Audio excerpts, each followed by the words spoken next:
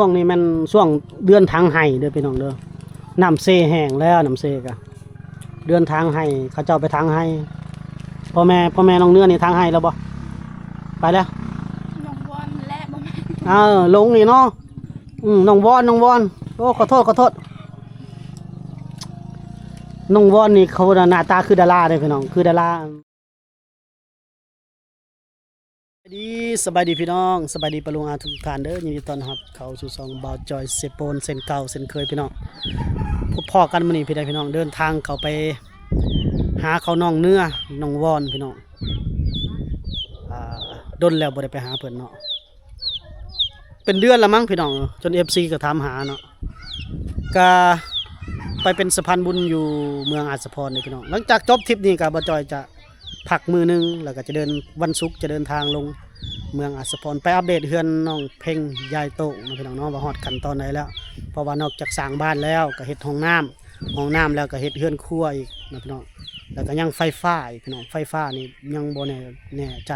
100% ว่าสิได้เพิ่นหรือบ่เนาะพี่น้องเนาะตอนนี้เราเดินทางมาครึ่งหนึ่งของหมู่เส้นทางเข้าบ้านเพิ่นแล้วสาวผู้ไทยสบายดี FC เนี่ยสบายดีเด้อไปได้ส่อง YouTube เจ้านะบ่ได้ลงแล้วบ่เดี๋ยวนี้สาวผู้ไทยไปเน้นเพจเด้อพี่น้องเด้อบ่าวจ้อยก็เน้นเพจละเป็นหลักๆเด้อนี่ไปกดไลค์กดแชร์ให้เด้ออยู่บ้านฟ้าเด้อบ้านฟ้าพี่น้องก็คล้ายๆคือกับสาวไทยคนไกลบ้านคือเก่าหั่นละก็ซื้อเดียวคือเก่าเดี๋ยวมื้อหน้าเปลี่ยนบ่ มื้อนี้อากาศร้อนๆพี่น้องร้อนก็สิเป็นสลาวินนะ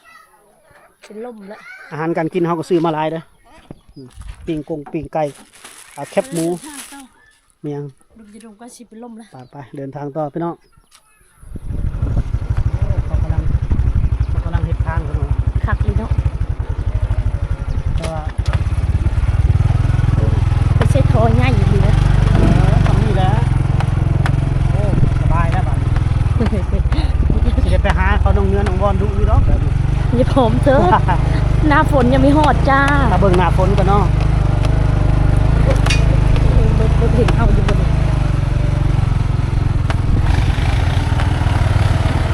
เขียนมันที่นี่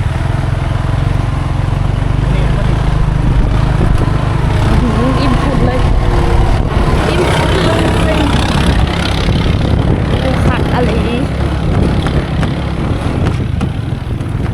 แบบนั้นเลยนะขัดอะไร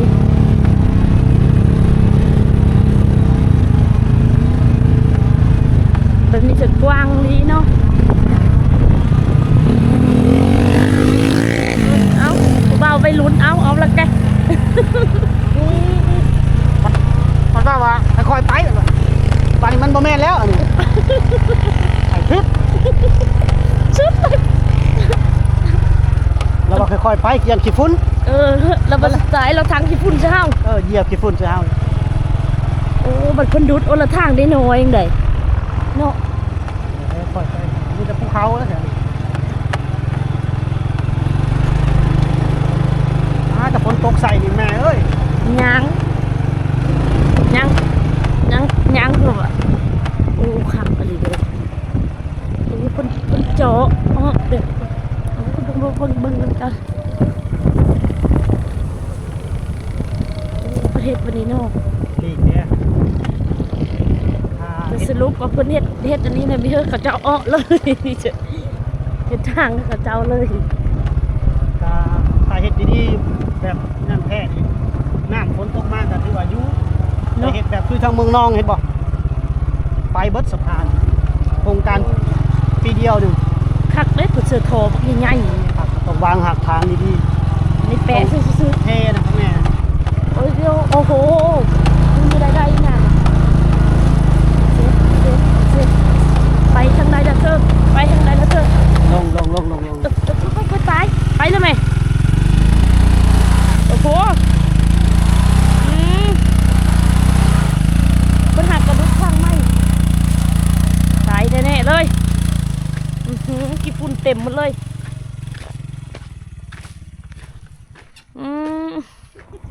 จักแก่เขามาซื้อแคมป์บ่เขาซื้อแคมป์บ่แล้วหุ่นได้มาได้เสย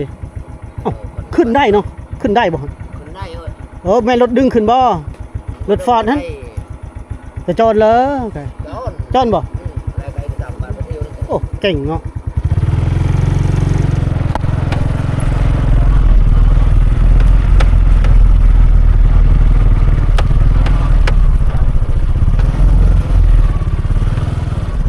โอ้ความได้เลยบ่ไปได้เลยบ่นี่โอ้ฝุ่นขามเลยพี่น้องฝุ่นไปแล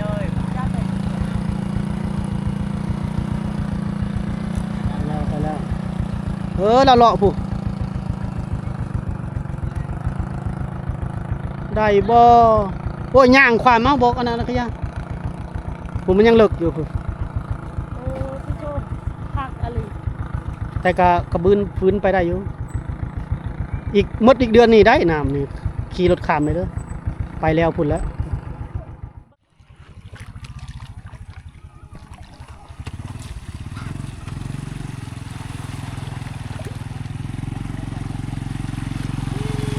ทีมงานไปแล้วพี่น้องไปมื้อนี้มาบ้านน้องพลอยเด้อพี่น้องเอารถห้ามไปได้แล้วรถกับเซ็งๆน้อยๆนึงลิฟต์จักเลยพี่น้องเอ้ยบ่จ้อยไปทางพิษแล้วอันน่ะโอ้บ้านน้องพลอยมื้อนี้โอ้เฮายางเอาสำไรสิบ่ได้ไปนำบ่จ้อยเพราะว่าอันนั้นได้พี่น้องป้าบ่นี้เลิกได้พี่น้องเอ้ยบ่จ้อยเพิ่นไปฮอดพุ่นละเฮายางเอาหั่นน่ะ นี่นะพี่น้องทางบ้านน้องเนื้อน้ำลงแล้วสบายแล้วบัดนี้เนาะขี่รถขามได้แล้วพี่น้องนี่รถบาจอยอยู่แตะพี่แล้วจอดจึงอยู่พุ่นเส้นทางขึ้นนะพุ่นอีกเดือนหน้าแห้งสีแห้งลงหลายกว่านี้เนาะ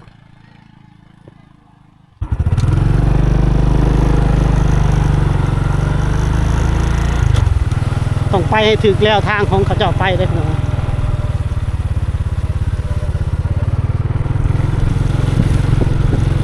ทางเข้าบ้านเพิ่น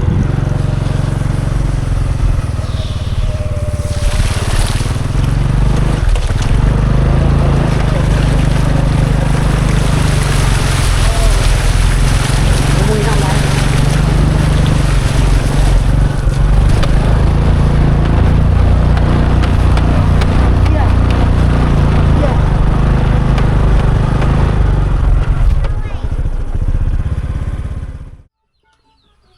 น้องเนื้อสบายดี FC นะ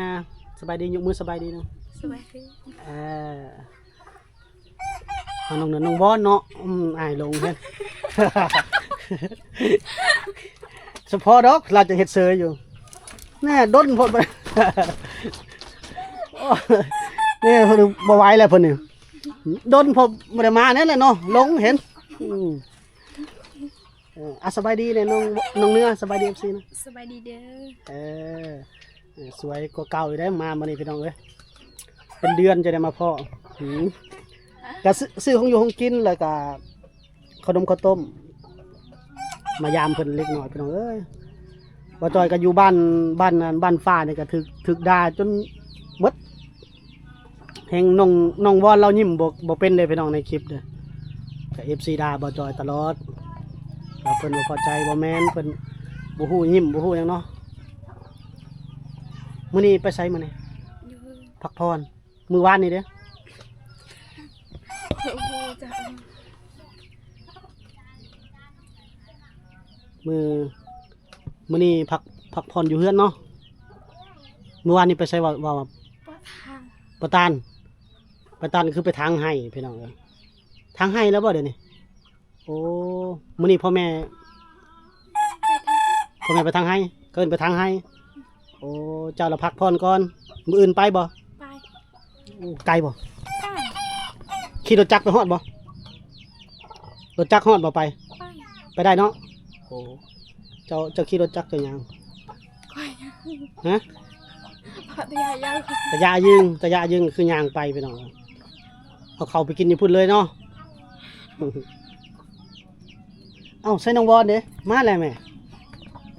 พอตัวฮ้อนนี่พี่น้องเฮือนเพิ่นนี่กะ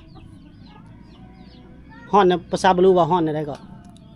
พวกกระเต้าก ระเตาอบอ้าวนี่มันยังก็อบอ้าวนี่นึกบ่นึกแล้วอบอ้าวภาษาบ่รู้ว่าละคำ ใส่น้องวอน อ้าไปไหนบ่ มาเด้อน้องวอนเด้อจะหน่อยฮะจะตำหุงกินอีกแต่ว่าเครื่องปรุงครบมางวดหนึง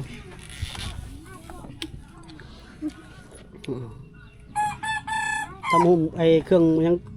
เครื่องปรุงครบเบิดเลยมางวดหนึงน้องวอนช่วงนี้ไปใส่น้องวอนอยู่เฮือนบ่อยู่เฮือนบ่อยู่เฮือนน้องวอนนี่อยู่เฮือน อยู่เฮือนเลยเฮ็ดหยังอยู่เฮือนเอา ล้าน เอาหลานแล้วภาษาบ่รู้ว่าได้เอาหลานนะ เอ็ระมองหามอง ระมอนบ่เจ้าเด้สักคันเจ้ากับหลานคือกันบ่เจ้ากับตะเมนบ่โอ้ระมอนบ่ระมอนคือหลานระมอนก่อนเจ้าเด้เขาก็ว่าเห็น เจ้า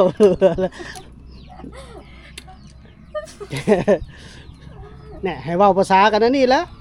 เนาะยั่วไอ้เพิ่นหัวแล้วบัดนี้พี่น้องอยู่เฮือนเอาหลานเด้อเพิ่นมีแต่เอาหลานบ่ได้ไปไสดอกพี่น้องนึ่งข้าวเฮ็ดอยู่เฮ็ดกินเอาหลานเนาะนั่นว่าเนาะ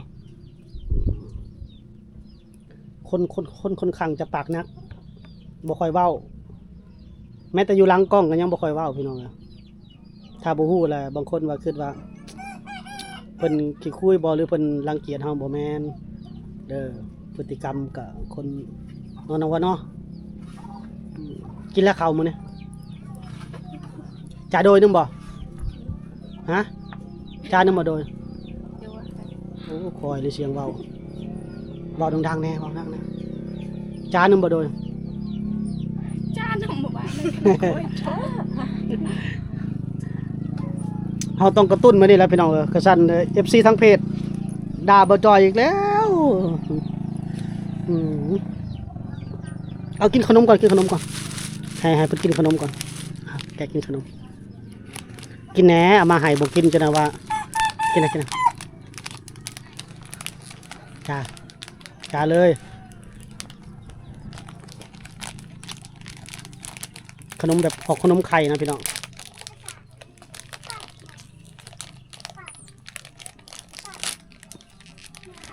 กินข้าวกับยังมื้อนี้ได้ยังกิน กินกับแก้วหมกแผ่น แจ่วหมกเพชรมันให้แล้วบ่เอาไปให้ร้านกินเด้อขนมเด้อออนละมอนชานะเอาไปรถเนี่ยไปรถไปให้เขารถนี่ก็เฮือนน้องเนื้อเขามานี่พี่น้อง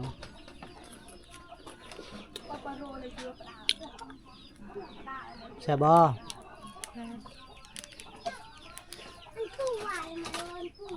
เอาน้ำปลาแต่ เราเป็นคนในนี่เลยพี่น้อง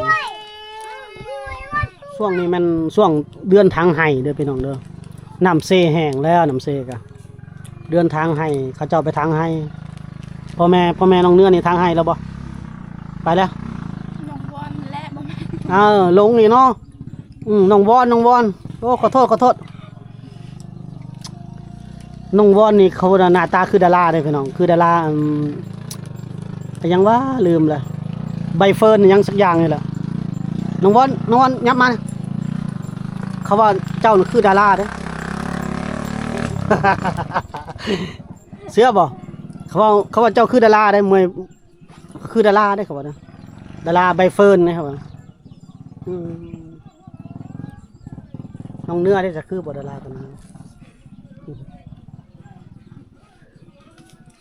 มีแต่ผู้งามสาวลาวในชนบทโอ้ยทางเพิ่นเฮ็ดมาใหม่ก็ยากเลยพี่น้องบ่ได้ง่ายยากแห่งยากกว่าเก่าอีกยันฝนตกใส่หั่นแหละแห่งมาบ่ได้เลยเจ้าไปแล้วบ่ทางใหม่นี่เขาเฮ็ดใหม่นี่ไปแล้วบ่ยังไม่ได้ไปหมดแล้วหักอันเอียนดอนหักอันบ่ได้ขุดแล้วเนาะหาเงินได้บาทนี่ บ่มี บ่มีทางหาเงินมีแต่ไปทางให้บ่ได้เอาผู้บ่าวไปทางนั้นบ่ บ่ เป็นได้คือบ่าวผู้บ่าวไปทางนั้น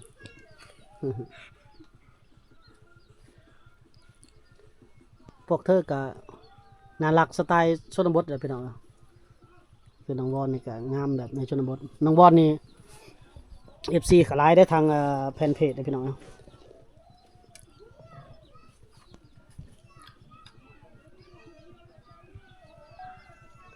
น้องวอนน้องวอนยิ้มหน่อยเด้อน้องวอนเด้อกระจังหน่อย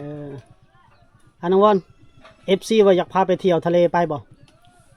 เปาะบ่เที่ยวทะเล ไป ไปบ่โอ้เสียงเบาก็สำนันเลยพี่แม่เว้าดังๆ ตอบแบบมั่นใจหน่อยก็น้องวอนมาพี่ก่อนเพิ่นลักอายได้เนี่ยพี่น้องไปบ่เที่ยวทะเลไปบ่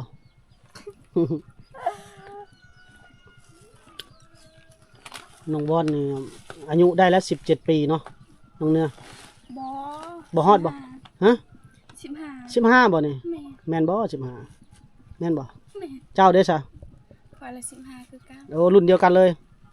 อืม FC จากฟินแลนด์จากน่าจะนิวซีแลนด์บ่หรือฟินแลนด์นี่แหละน่าจะฟินแลนด์เพิ่นติดต่อมาพี่น้อง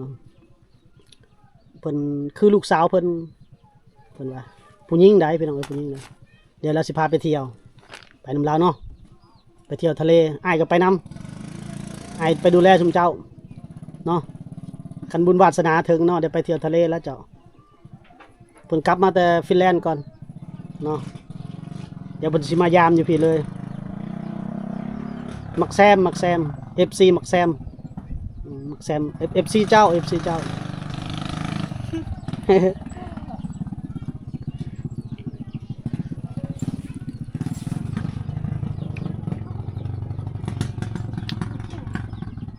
ขี้อายเด้น้องวอนดนแล้วบ่ได้มาเลยลงสื่อเบิดผู้หนึงไปทางหนึงผู้หนึงไปทางหนึงจะไหนสิพาใช้เพิ่นตำกินก่อน